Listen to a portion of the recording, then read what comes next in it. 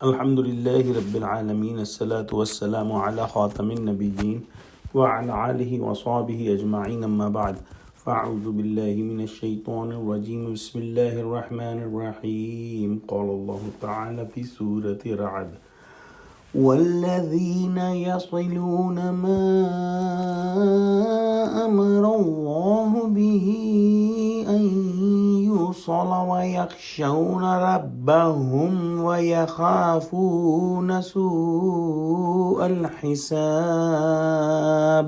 ترجمہ: اور جن رشتہائے قرابت کے جوڑے رکھنے کا خدا نے حکم دیا ہے ان کو جوڑے رکھتے ہیں اور اپنے پروردگار سے ڈرتے رہتے ہیں اور برے حساب سے خوف رکھتے ہیں۔ اگلی آیت میں ارشاد ہوا والذین صبروا ابتغاء وجہ ربهم وأقاموا الصلاة وأنفقوا مما رزقناهم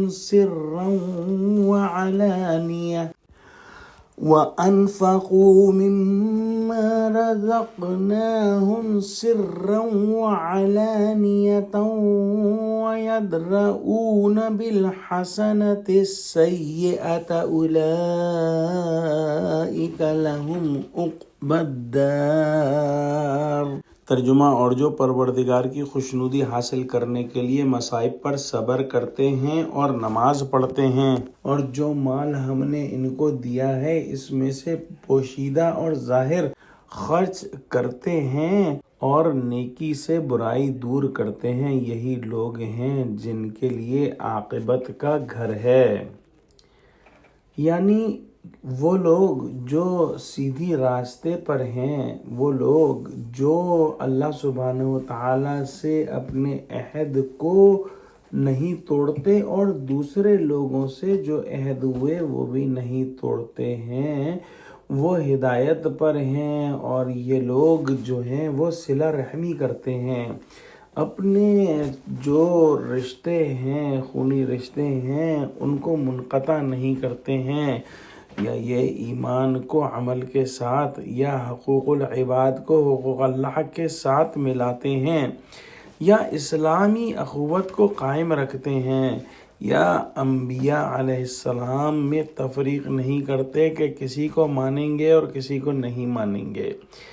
اللہ سبحانہ وتعالیٰ کی عظمت و جلال کا تصور کر کے یہ لوگ لرزاں و ترساں رہتے ہیں، اور یہ اندیشہ لگا رہتا ہے کہ دیکھیے وہاں جب ذرے ذرے کا حساب ہوگا تو پھر کیا صورت پیش آئے گی۔ یہ لوگ جو ہیں وہ مصائب و شدائد اور دنیا کی مکروہات پر صبر کرتے ہیں، کسی سختی سے گھبرا کر اطاعت کے راستے سے قدم نہیں ہٹاتے، اور نہ ہی یہ لوگ معصیت کی طرف جھکتے ہیں، اور صبر و استقلال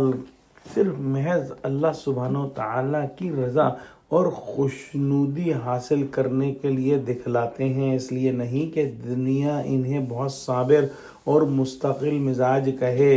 نہ اس لیے کہ بجز صبر کے چارہ ہی نہ تھا اور مجبور ہو گئے تھے تو صبر کر کے بیٹھ رہے۔ یہ لوگ جو ہے وہ اللہ سبحانہ وتعالیٰ کی راہ میں خرچ کرتے ہیں، اور یہ لوگ جو ہے وہ سب کو دکھا کر بھی خرچ کرتے ہیں اور